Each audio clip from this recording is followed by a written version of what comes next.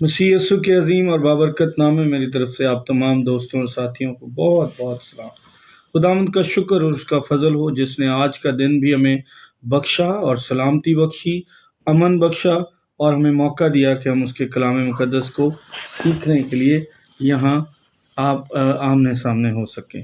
بعض دفعہ لوگ مجھے میسج کرتے ہیں اور مجھے فون بھی کرتے ہیں، کہتے ہیں کہ پادری صاحب آپ کی جو تھیم ہے وہ بہت سخت ہے، اور بعض اوقات آپ بہت زیادہ سخت کلام کی باتیں کرتے ہیں، تو میں ان سب سے کبھی بھی معذرت نہیں کرتا۔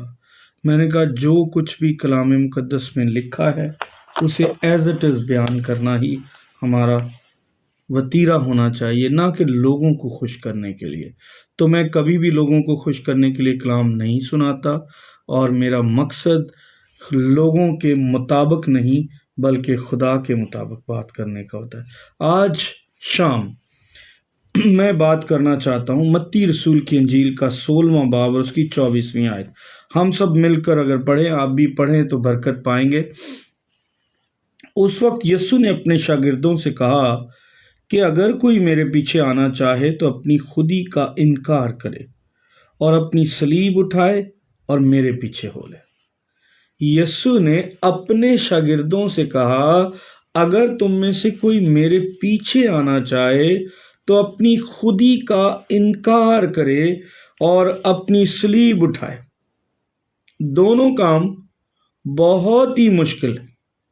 آج ہم دیکھتے ہیں کہ ہم خوش ہوتے ہیں اپنی خودی کا اظہار کر کے۔ ہمارے لیے یہ بہت مشکل بات ہے کہ ہم اپنی خودی کا انکار کریں، یعنی اپنی خودی، اپنے آپ کا انکار ہم سے نہیں ہوتا، اپنی شخصیت کا انکار نہیں ہوتا، اپنی ایگو کا انکار نہیں ہوتا، اپنے مال و متاع کا انکار نہیں ہوتا، بلکہ اس کا اظہار ہوتا ہے۔ آج کل آپ بہت سارے ایماندار خادمین کو دیکھیں گے کہ وہ گاڑی کا دروازہ کھولتے ہیں اور بیٹھتے ہیں۔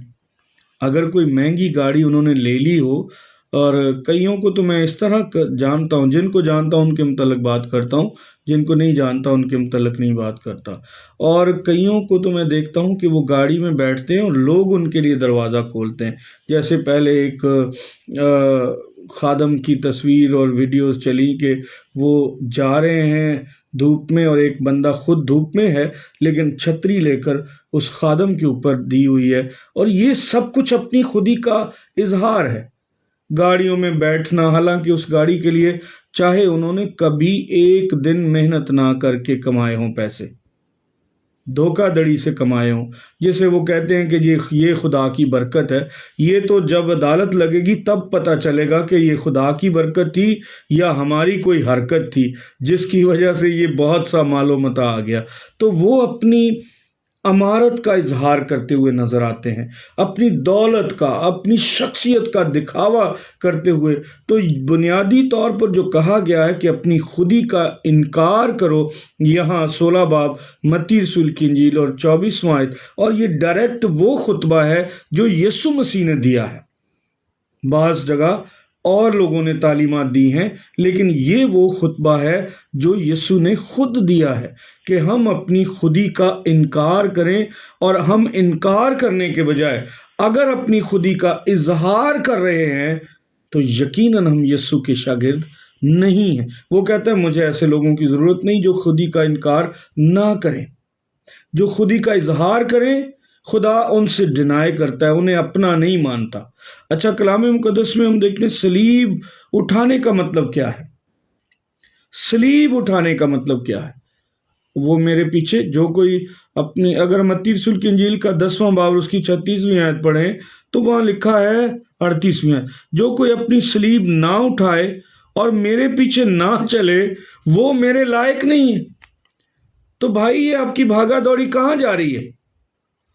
وہ مالک جس کے نام پہ آپ چلے ہیں اور آپ خودی کا انکار نہیں کر رہے اور صلیب اپنی نہیں اٹھا رہے، تو وہ کہہ رہا ہے کہ میرا ان سے، وہ میرے لائق نہیں ہے، میرا ان سے کوئی واسطہ ہی نہیں ہے۔ اچھا، صلیب اٹھانے کا مطلب کیا ہے؟ پہلی بات خودی سے انکار کرنا، پیروی کرنا اس کی، دوسری بات دکھ اٹھانا۔ اور مسیح یسو کی پیروی کرنے کا مطلب ہے جہاں جہاں یسو نے قدم رکھے ان قدموں کے نشانوں پر قدم رکھنا، جیسی جیسی زندگی انہوں نے گزاری ویسی زندگی بسر کرنا پیروی ہوتی ہے۔ اسی طرح اپنی خودی کا انکار کرنا اپنی انا، اپنی ذات، اپنی مرضی کا انکار کرنا ہے۔ جیسے خداوند کہے، جیسے کلام مقدس کہے ویسے کرنا ہے۔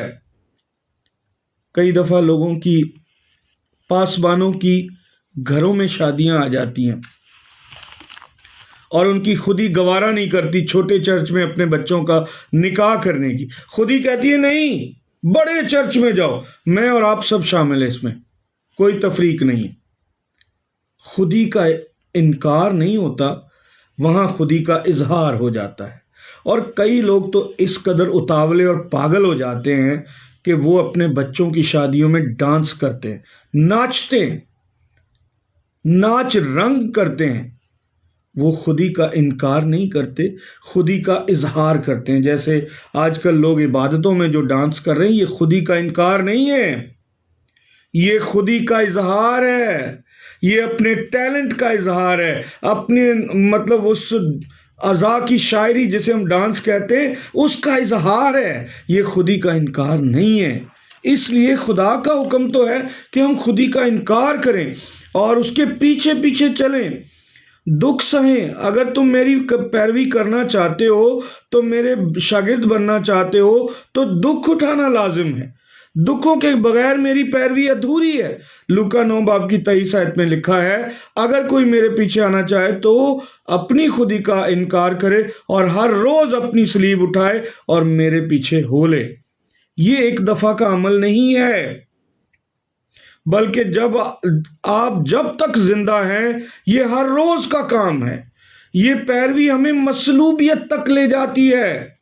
پولس رسول لکھتے ہیں، میں مسیح کے ساتھ مصلوب ہوا ہوں اور اب میں زندہ نہ رہا بلکہ مسیح مجھ میں زندہ ہے، اور میں جواب میں جسم میں زندگی گزارتا ہوں تو خدا کے بیٹے پر ایمان لانے سے گزارتا ہوں، جس نے مجھ سے محبت رکھی اور اپنے آپ کو میرے لیے موت کے حوالے کر دیا۔ غلطیوں 2:20 میں میں مسیح کے ساتھ مصلوب ہوا۔ تو بھائی یہ ہماری مصلوبیت کہاں ہے؟ ہم تو سارا دن اپنی خودی کا اظہار کرنے میں گزار رہے ہیں، اور پوری زندگی اور ہمارے خاندان اور ہماری کلیسیاں خودی کا اظہار کرنے میں وقت گزار رہی ہیں۔ خودی کا انکار کہاں ہے؟ پیروی کہاں ہے؟ صلیب اٹھانا کہاں ہے؟ ذرا غور کیجئے گا، اگر ہم ساری دنیا حاصل کریں اور اپنی جان کا نقصان اٹھائیں تو ہمیں کیا حاصل ہوگا؟ خدا کے کلام کو ادھورا نہ سمجھیں، یہ پورا ہے، اور جو اس میں لکھا ہے وہ یقیناً عمل میں آئے گا اور ہم سزا پائیں گے اگر ہم نے اپنی خودی کا انکار نہ کیا اور اپنی خودی کا اظہار کیا تو ہم سزا پائیں گے۔ بچنے کے لیے ایک ہی دوائی ہے اور وہ ہے یسوع مسیح کی پیروی۔ آئیے اس کی پیروی کریں اور اپنے آپ کو محفوظ رکھیں اور کلام مقدس کو سمجھ بوجھ کر پڑھیں اور اس پر عمل کریں۔ Thank you, God bless you.